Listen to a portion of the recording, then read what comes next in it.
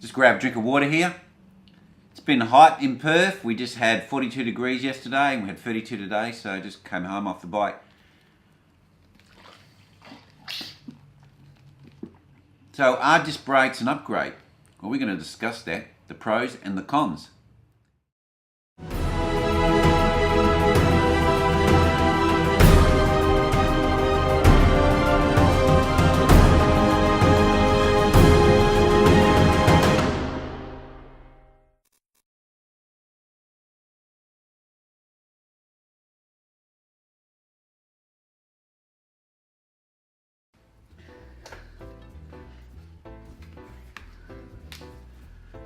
So here we have a wheel that has not got a disc brake, and as you can see, it has a spoke construction that we refer to as radial, which means all of these spokes go in a straight line out to the edge of the rim wheel.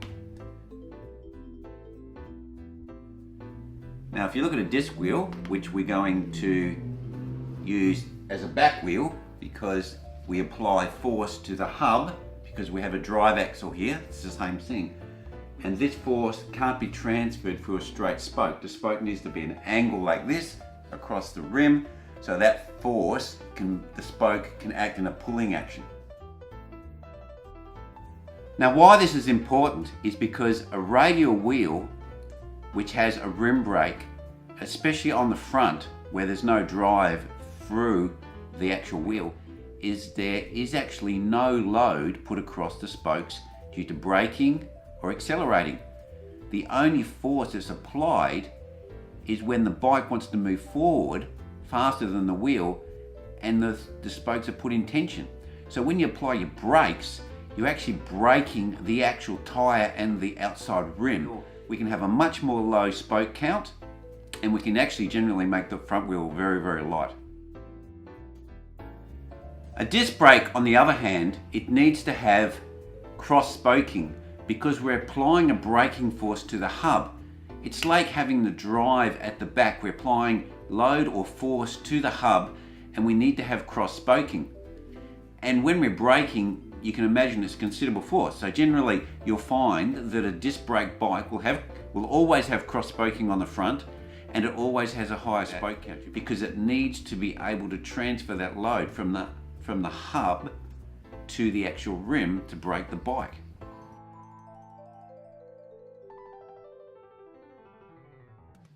Modulation. Now modulation is a word that gets thrown around when people talk about disc brakes. Now the fact is, when you have a rim brake and you apply the force, the distance that the surface travels is much, much greater.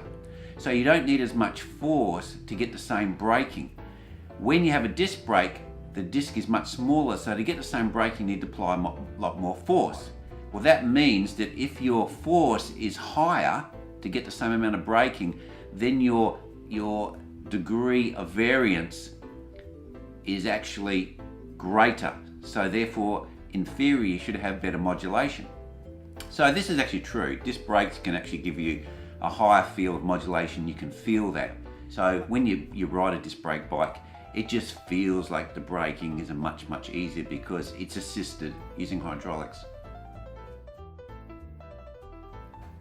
Now with a rim brake, you don't apply as much force. So design-wise or physics-wise, this is actually a better equation because you don't have to have this assistance to apply this huge amount of force.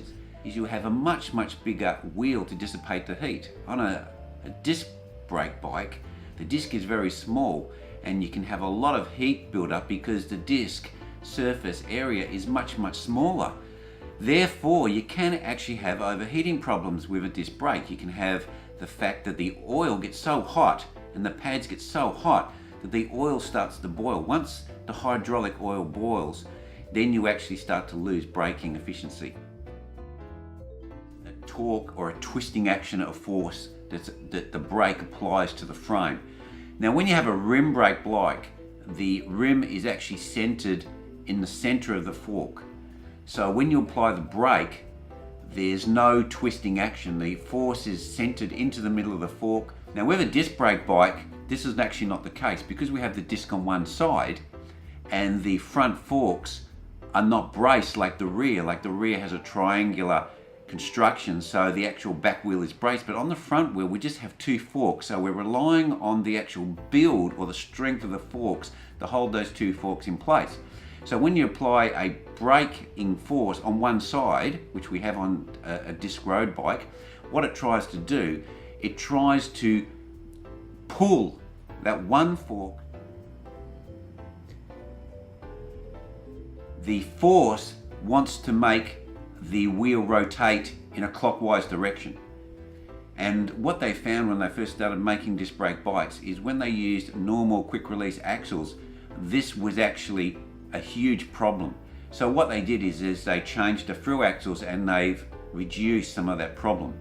So they're trying to transfer that torque from the one fork to the other fork, so you haven't got that fork twisting action that you have by having a brake on one side and the actual caliper is only on one side.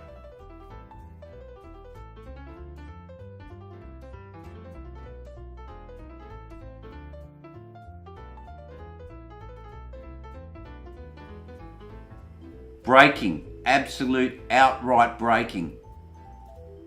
Are discs better?